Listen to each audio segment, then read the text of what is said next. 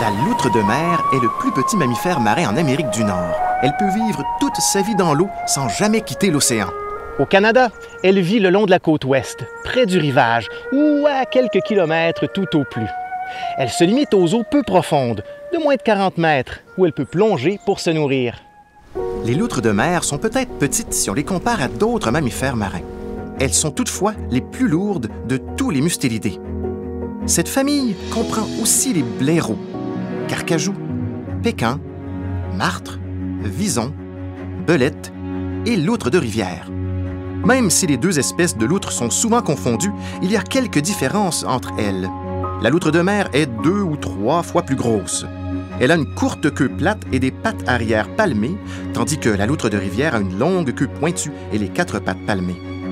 Elle se retrouve seulement en eau salée et rarement hors de l'eau, alors que la loutre de rivière est en eau douce ou salée et passe du temps sur la terre ferme. Elle préfère flotter sur le dos.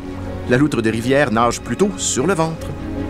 Elle donne normalement naissance à un petit à la fois. La loutre de rivière a une portée plus nombreuse.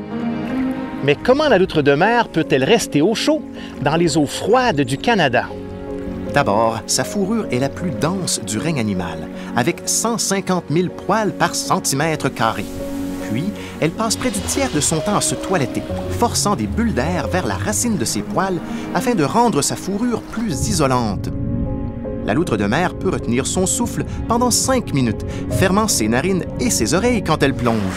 Sa queue et ses nageoires l'aident à nager à une vitesse de 5 km/h et elle utilise ses pattes avant, agiles, et ses moustaches très sensibles pour trouver de la nourriture ou des outils.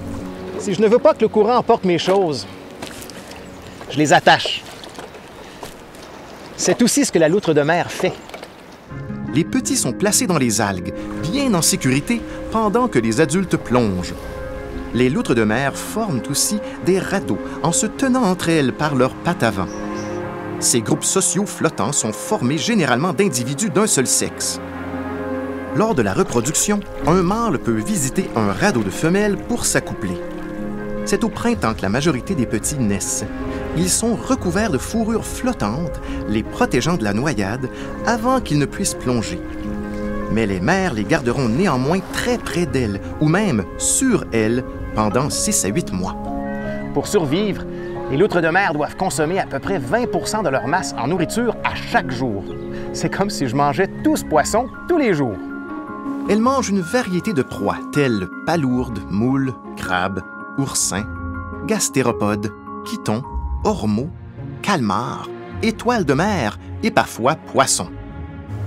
Vu que plusieurs de ces mets ont une coquille, elle les frappe sur une pierre pour les briser.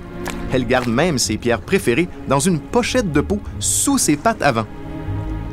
Les loutres sont parfois mangées à leur tour par des épaulards ou des otaries et leurs petits par des pigargues.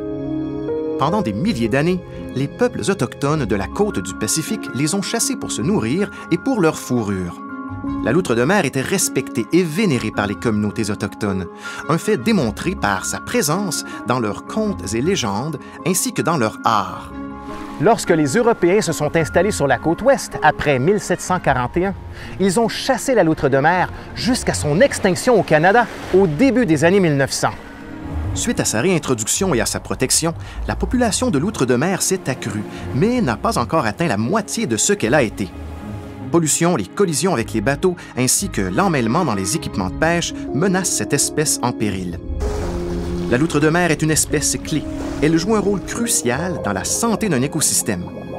En chassant des oursins et d'autres animaux mangeant des algues, les loutres aident à conserver et créer des peuplements d'algues brunes, ces forêts sous-marines. Des populations de loutres en santé peuvent contribuer à la croissance des forêts d'algues. Celles-ci fournissent un habitat à plusieurs autres espèces tout en gardant les eaux marines plus calmes, ce qui réduit les risques d'érosion du littoral. La loutre de mer est sans aucun doute un de nos animaux les plus adorables, mais elle est bien plus qu'une jolie bestiole. Pour en apprendre plus sur la loutre de mer, visitez le ffdp.ca.